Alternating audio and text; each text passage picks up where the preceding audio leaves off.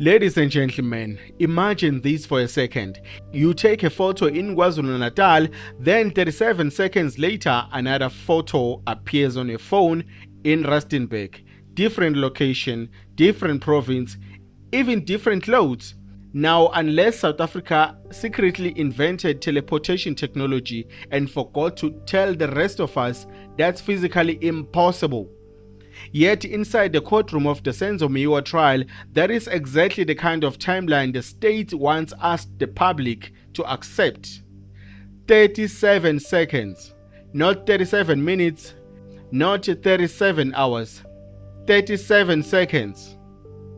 And somehow that is being presented as evidence that links one of the accused to critical events. But here is where things become even more bizarre.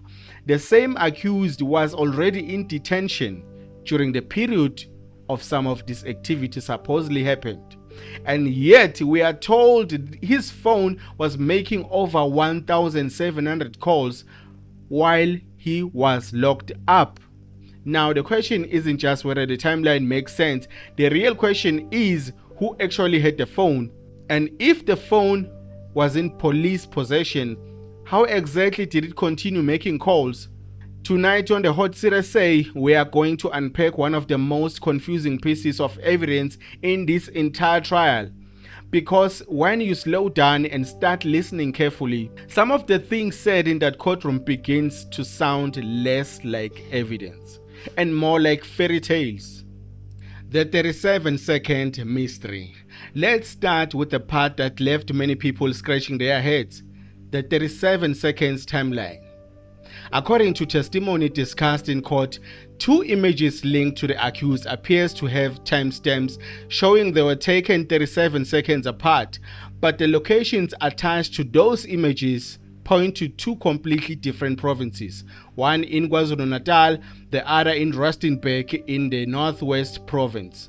Now, for anyone who has ever traveled in South Africa, you know this is not just a short drive.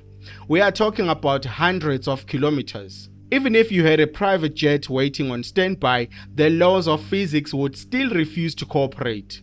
Yet, instead of focusing on the obvious question, whether the timestamps or digital interpretation could be wrong, the discussion in court suddenly shifted to something else. Speed.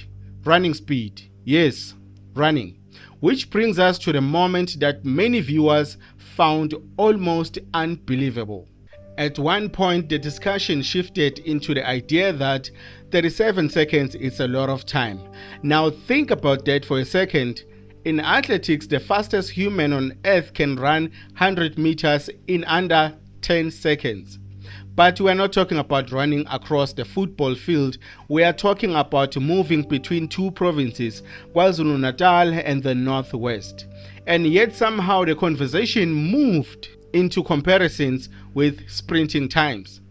And that's where social media started joking about a new athlete entering the Olympics Games. Not Usain Bolt, but Arnold Bolt. Oh my God. Because apparently someone would need to run 900 meters in under 10 seconds for that timeline to even begin making sense. And when you look at it that way, the question becomes unavoidable. Was the court examining the technological explanation behind the data, or we are watching a discussion that completely missed the real issue? Because the real issue is not running speed, the real issue is digital evidence interpretation. But the story doesn't stop there, because there is another claim that raises even more questions. The phone linked to the accused allegedly made over 1,700 calls, but here is the key detail.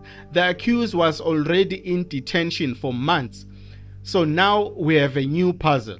If the accused was locked up, who had the phone? Was it lodged as evidence? Was it recorded when the accused was processed? Nope. Because in proper police procedure, when someone is arrested, their property is supposed to be documented and stored. And that brings us to one of the most important pieces of paperwork in any detention facility, the SAP-14 Custody Register.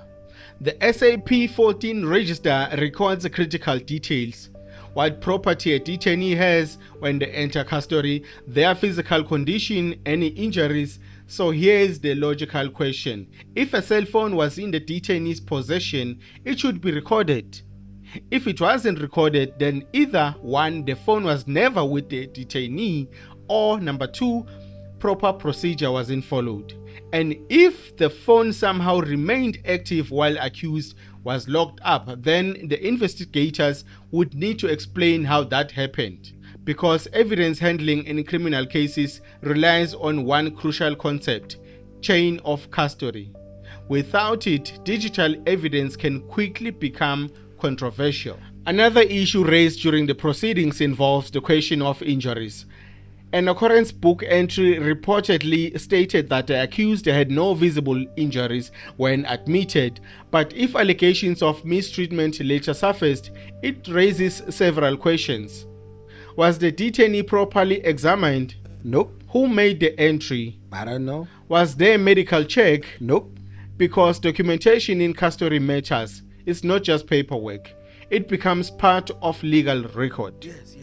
And when those records appear inconsistent, defense team will naturally challenge them. The Senzo Mewa trials became one of the most closely watched court cases in South Africa, not just because of who the victim was, but because of the years of unanswered questions.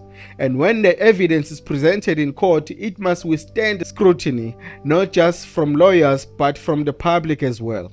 Because justice depends on something very simple: evidence that makes sense.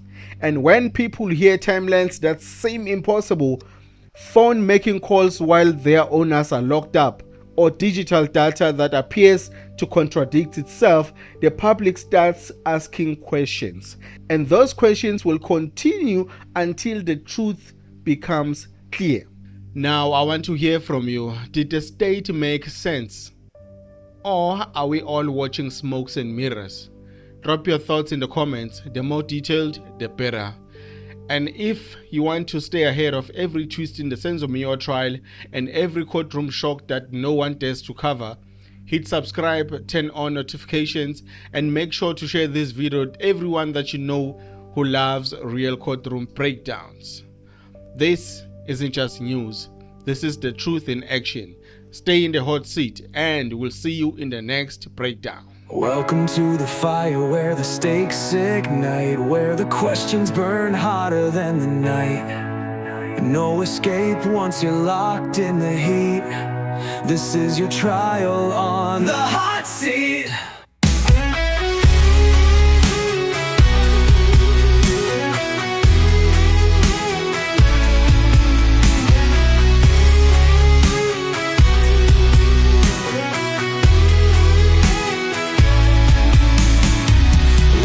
To the fire where the stakes ignite, where the questions burn hotter than the night.